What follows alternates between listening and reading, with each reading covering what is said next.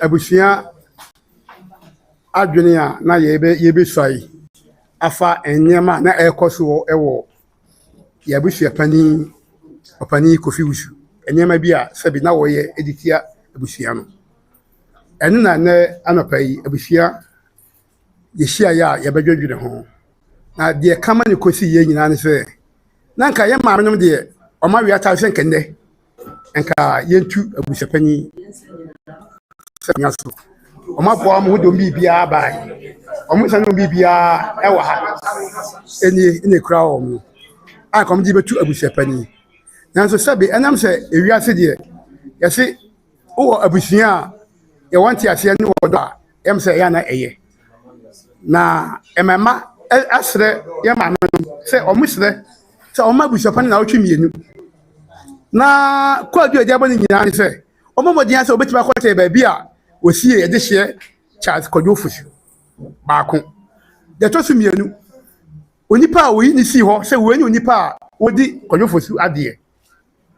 ene to su mienu ne mi ansa so akuntabu a ayese obebu di kyabusua emla ogi tu ne hu se woye wode hye na yie wenya ye sobo a ye di abo Abusuapanin na edosu bebre na ntimi kan nyina ntimi ense we ni yie enti we nyina ya di a ejina so ye di etu Abusuapanin enti ya sense na otwi menu se ne omo je se obetimi aba pakoso ebe hye na omra na nko che ba bi a o se ye de hye no o che di pa odini di na de na akuntabu a eche se odi ye no o medi ai oji adifo ti omla no me che nyina o ti be che nyina wi a afeje woni ede ne de beka wa ti meka eye ada eye 11th March e na atwi meni sele se yantimi wa ti me hye ye ame anka de se ye ka yama menom ene ye mpanifo e betina de so na feje se ye no ye ede afiri ho na enti mi ntam mafiji kase yi so ka aje che Abusuapanin se na dawroma so wote sa kasa yi won frama mu a omamodian se nyankoma ya domu a 11th March eye na atwi meni se ne obaba pakoso ayin fi ha babia mpanyimfo babia kisa abo no ho anye ja no eti babia wojira ya yedini di ade no omra na de se ka kire no yanka anye kire no na de anopai abusua anmengamfo Ekuona abusua opa ko se hia ye na atemo da ho no eti on the 4th court tenusu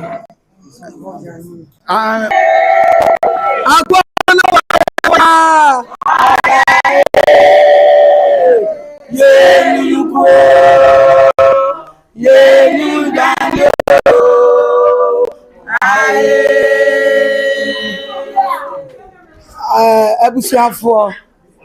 ye manom ye nuama manom ye maamenom ye nuanom abusua ye hye man se twerefo nso ye damanse ya se nyina ye tiawa nka na die enne ye ne sade muhu ye nsane ye ne ma no nanso aye sanse ti woni panyina adue na ofutufo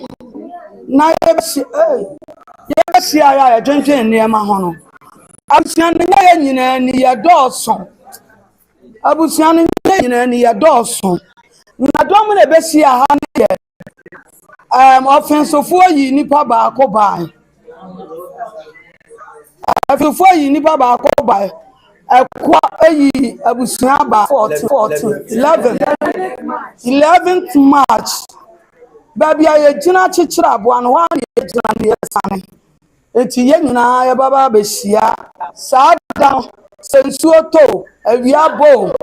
ye nyina ye baba be hia na de pasa ye de ato adikronte ye pasa no kan e betima ja because Abusuapanin woni anu ye bi obetima yiye adigu ase asese ogu ye bia na ogu ye wa kaka ye nu ahwa hu sasentuam ana oka de ope ebe na kakra ni enche bia na wotwe mienu kura mai moti wo social media so wo di abusua no from akola ebe si bani wo di ye nyina aka ama sabe ye hi akura ya no kra wa de ye na so nke ni sa abusuapan ni de wo bi eti sa ka abusua na hia ya na sasa nka apa me ba no ka cha ne se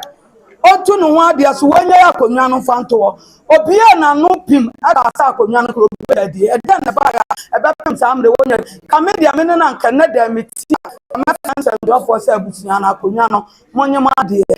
ka no mo be ye na yanya ade de be ji na mo wo ho nsem aye boni a wodi ye no obetua ho ka abusua fo enam gba ya yasem nyina ye tiawa se nyame ma ya hoden a ko fitiam ya susu ye bia ya chechere boa na se nyame boa na on the 11th ni do a baby a haya ye besanim because abusua wo bi na bi na mo abusua de ma mpanifo ye ma ye na ma masiwa yan wa hai de wo ya abako baby esese ko bia de akoto wo se wonya abusua panyin media bia process bia na wa shati a wo process no woni ho kwan se oto aso bi na emom yan ye de ye ho kwan se boni a wadu ye obetiaka ma media acho oba wa fa ma wote ma me no nya asa me ka sa wote mo yin sa me cha me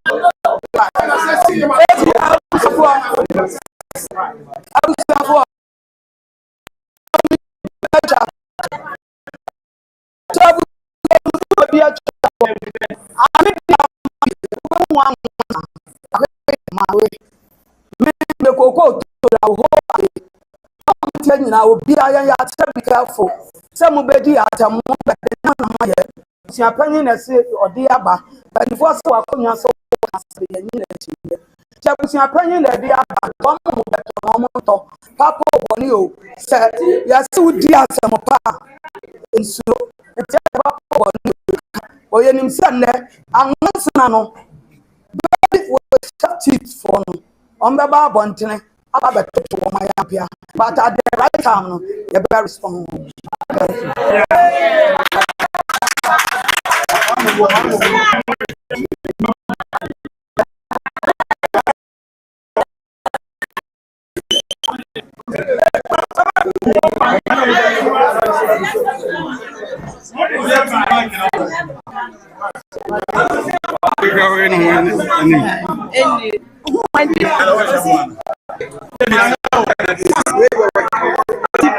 Get to me, Mike.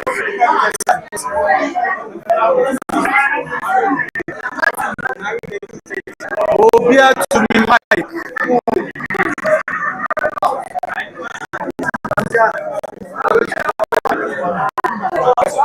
This was Mike.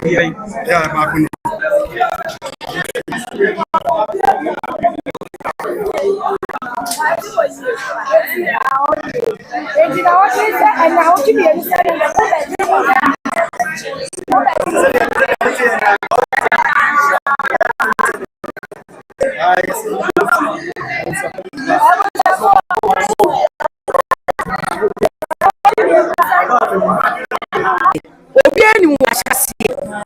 Obi asunu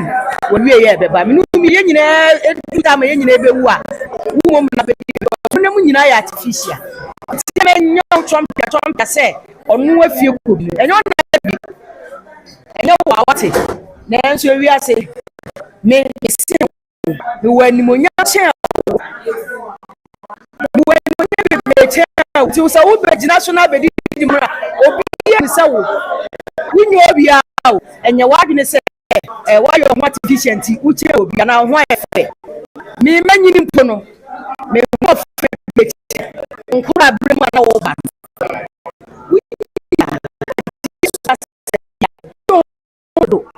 usieni ni hwan abusua bani waton ye